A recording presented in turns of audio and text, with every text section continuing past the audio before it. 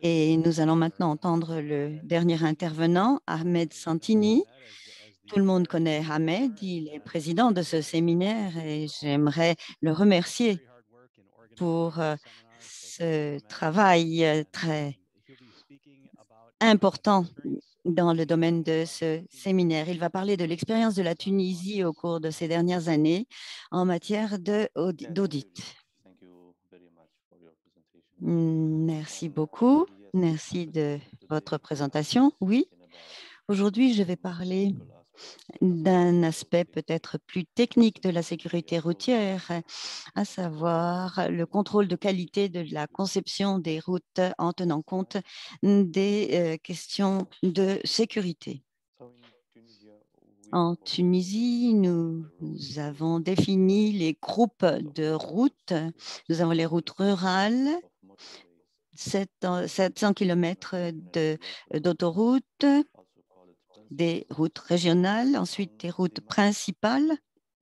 Ici sur la carte, vous voyez le réseau à travers le pays qui ne cesse de s'accroître. Et certaines routes sont améliorées en route à 4 voies. Nous avons également les routes agricoles empruntées par les camions qui ne sont pas représentés ici sur la carte. Pour ce qui est de la zone urbaine, la classification est classique. Nous avons des routes principales, des routes secondaires et des routes de service. Mais dans certaines villes, nous avons également des voies rapides qui sont utilisées lorsque le trafic est plus dense. Diapo suivante. Je vous ai montré la répartition des accidents sur les routes nationales de Tunisie. Et nous en avions déjà parlé hier, le projet IRAP. Nous avons été en mesure de reproduire sur la carte 2 éléments clés de ces cartes d'accident. Diapo suivante. La diapositive, Miguel, la suivante.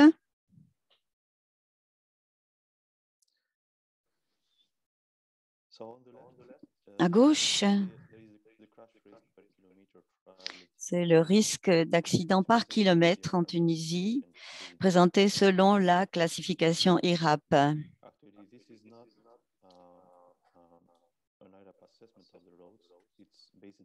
Ça n'est pas une évaluation IRAP, c'est fondé sur les observations de l'Observatoire. Vous voyez que de nombreuses routes montrent des risques très élevés. Et cette carte vous montre comment les comportements doivent être modifiés de façon à minimiser les risques. Les usagers doivent reconnaître les risques sur différentes routes. À droite, la carte est plus intéressante pour les autorités. C'est la densité des accidents calculée pour les routes nationales. Cela peut les aider à évaluer les priorités d'amélioration et pour définir des objectifs très clairs de financement. Cette carte est du ministère de l'Équipement et fondée également sur les données du laboratoire de l'Observatoire. Diapo suivante. En Tunisie et en Afrique du Nord, en Afrique de l'Ouest et dans de nombreux pays, pour ces routes, la conception est fondée sur un ensemble d'orientations. Et pour la plupart des pays du continent, je vous montre les orientations les plus importantes pour la conception des routes. Mais au-delà de cela, au-delà de ces documents, nous avons bien d'autres orientations sur la sécurité, sur les routes urbaines, sur les sites urbains, etc. Lorsque l'on voit ces guides, ces manuels il y a un très grand nombre de recommandations. Donc, tout designer ne va pas évidemment tenir compte de tous ces éléments, ne peut pas tenir compte de tous les aspects de sécurité, particulièrement s'il doit réaliser de nombreux projets en même temps. Mais, là, comme nous le verrons dans la diapositive suivante, nous avons besoin d'une liste. Nous utilisons en Tunisie, dans la plupart de nos projets, cette liste du service français des études techniques pour les routes. Et donc, nous avons cette liste qui est très riche et qui contient de nombreuses recommandations afin de pouvoir vérifier la conception de la route et pour garantir que nous tenons compte de toutes les questions de sécurité à partir de la conception préliminaire et des détails de toutes ces conceptions. Ici, vous allez voir plus de 200 questions de sécurité routière. Et il est presque impossible d'avoir tout cela dans la tête. Et cela ne fait pas partie des logiciels commerciaux. Donc, il n'y a pas d'autre manière de vérifier que par le biais de ces listes et par ces outils. Il y a des questions en matière de conception, de route, de profil, d'intersection, de tronçons de route, des questions sur la manière dont nous choisissons certains aspects et comment nous les mettons en œuvre, des questions de signalisation, de visibilité, des questions de ronds-points, etc.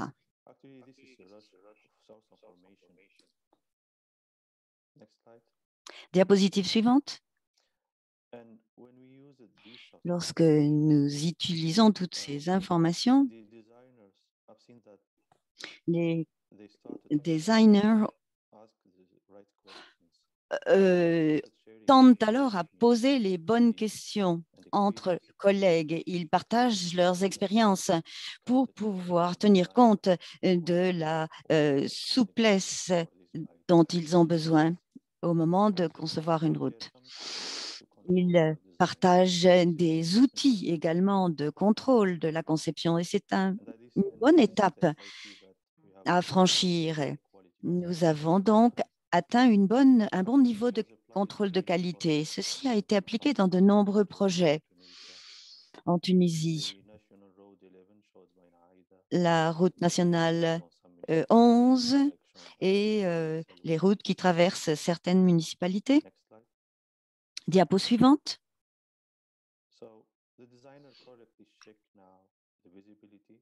Alors, nous voyons la liste, la visibilité, on n'en tenait pas systématiquement compte, c'était uniquement pour les routes principales et les autoroutes. Ceci va nous permettre d'avoir une bonne visibilité dans les virages, aux intersections, et cela garantit également qu'il y a une distance possible pour un arrêt qui n'est pas trop longue. Nous vérifions également la suite des virages, une bonne coordination entre les alignements verticaux et horizontaux. Tout cela fait partie de la conception et fait partie de la liste que nous utilisons en Tunisie depuis, disons, les 10 dernières années.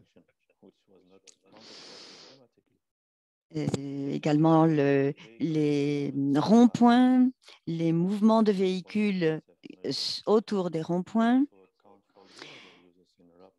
et qui touchent également les usagers vulnérables.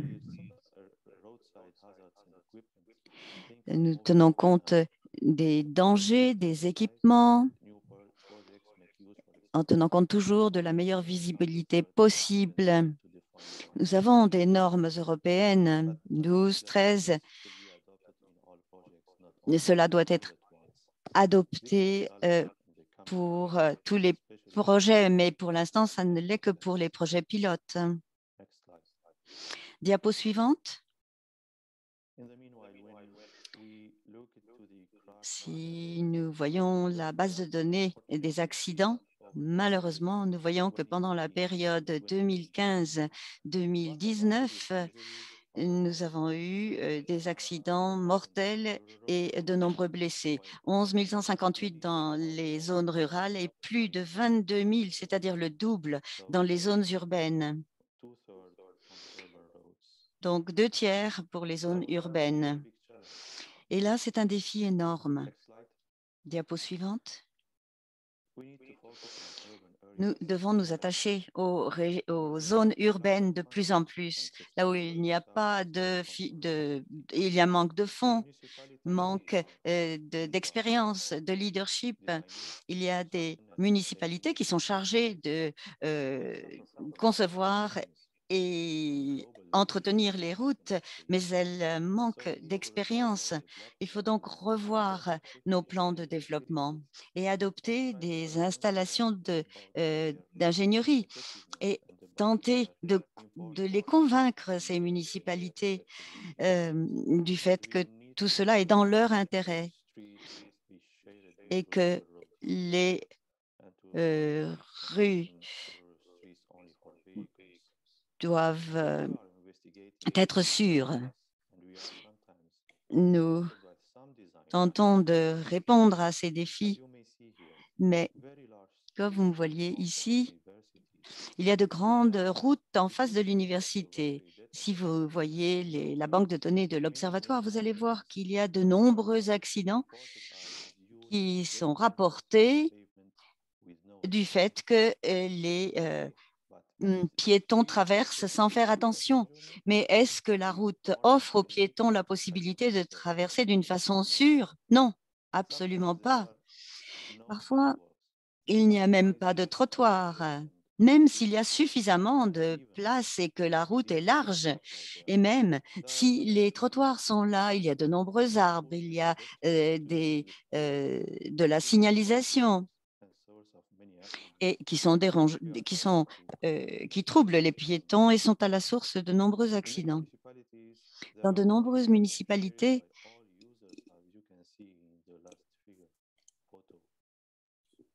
comme vous le voyez dans la photo, les routes sont remplies de différents usagers, motorisés ou piétons. Et c'est un facteur de risque que je vous avais montré le premier jour lors de mon exposé. Diapo suivante. Certaines recommandations peuvent être faites à partir de ces constatations. Nous devons partager avec les municipalités et avec d'autres agences les bonnes expériences, les réussites que nous avons entendues hier et aujourd'hui. Il faut aider les municipalités qui travaillent dans les zones urbaines, les agences de tourisme également. Et il faut également penser à la formation, à la création de capacités. Nous avons des ingénieurs qui ont fait partie de séances très techniques sur les routes, les rues dans les villes et la sécurité. Nous l'avons fait également au Sénégal et particulièrement avec des municipalités.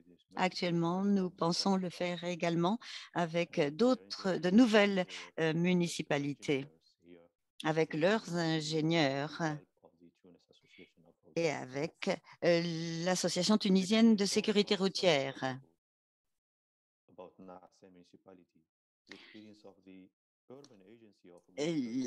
Nous avons également l'expérience de l'agence urbaine de sécurité routière et toutes les bonnes expériences doivent être partagées. Nous avons des réunions entre différentes municipalités pour partager les expériences et débattre des questions techniques de l'approche du leadership.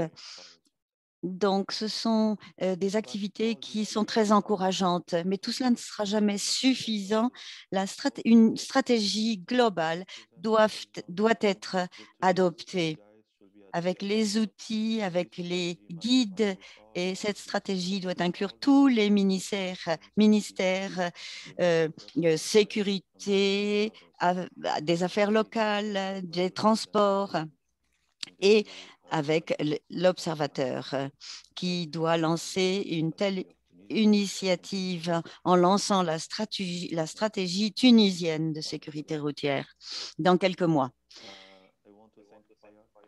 Je remercie PIARC, le ministère de l'Équipement et l'Observatoire pour cette occasion qui m'a été donnée d'exprimer mon expérience, de vous parler de mon expérience et de vous revoir tous. Je vous remercie. Merci Ahmed. C'était une présentation très intéressante. C'était très intéressant de voir les enseignements que vous avez tirés en Tunisie et de voir comment ces enseignements ont été réinjectés dans les projets suivants. Alors merci beaucoup.